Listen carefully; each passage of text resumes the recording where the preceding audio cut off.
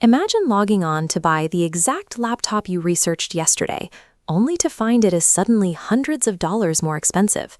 On June 26, 2026, Apple took its online storefront offline.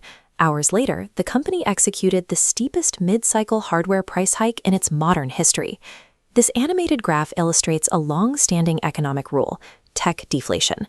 For decades, consumer computers reliably got cheaper and more powerful over time. But look at this marker for June 2026. The line spikes violently upward. Apple jumped the price points on existing months-old MacBooks and iPads by anywhere from 15 to 42%. Take the newly minted MacBook Neo. It was designed as a budget entry-level machine to compete with cheap Windows laptops, but its launch price was just stripped away, bumped from $599 up to $699, effectively erasing its core competitive advantage in the market. The global rollout hit certain regions even harder. High-end Macs are shipped into India as completely built units lacking local tariff buffers, causing enterprise configurations there to spike by up to 1 lakh rupees overnight. Financial markets reacted instantly. Apple shares tumbled by as much as 6% within hours of the new pricing indexes going live. Outgoing CEO Tim Cook characterized this pricing shift as a 100-year flood of supply chain gridlock, moving past the usual boundaries of inflation or corporate maneuvering.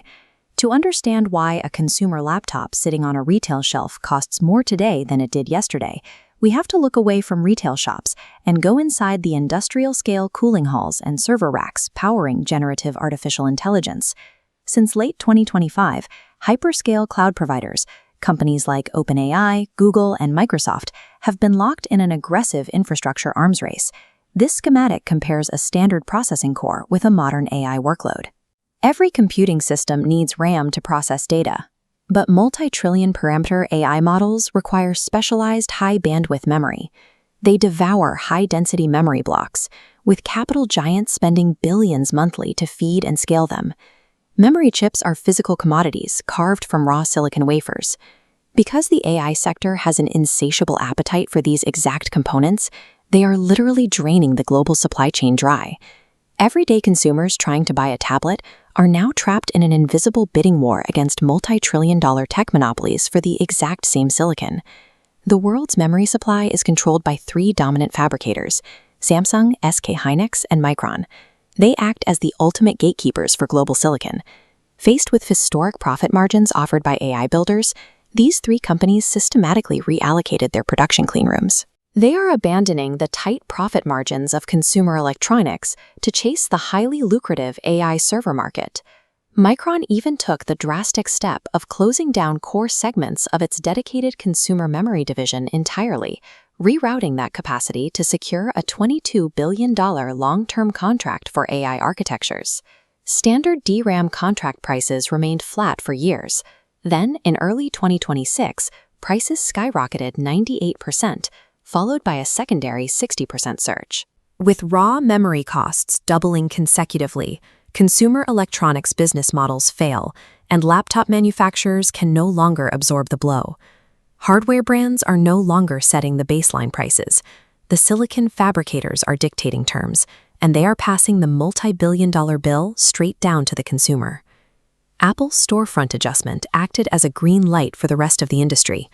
Less than 12 hours later, Microsoft updated retail pricing for Xbox consoles across Europe and Asia, reacting to a $45 per unit increase in manufacturing costs. Commercial PC fleets are buckling under a forecasted 130% surge in raw memory and storage costs. Enterprise suppliers like Dell and Lenovo are now inserting shorter validity windows into their quotes.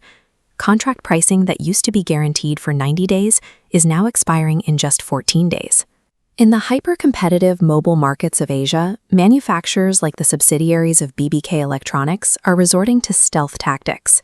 They are quietly downgrading new smartphone internals from 12 gigabytes of RAM down to 8 gigabytes, just to keep their devices in legacy price brackets. There is one glaring exception right now, the iPhone 17. It avoided the immediate hike because it's locked into a late-cycle annual release. Its sales are shielded by complex telecom financing contracts, and its localized assembly provides a temporary buffer against global logistic spikes. But market analysts warn this immunity will not last.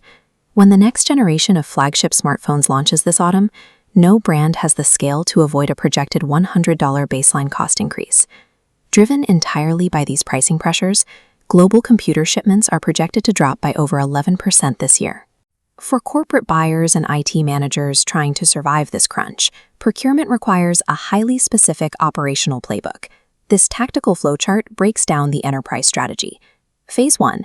Ditch centralized cross-border shipping and execute direct localized sourcing to bypass import duties.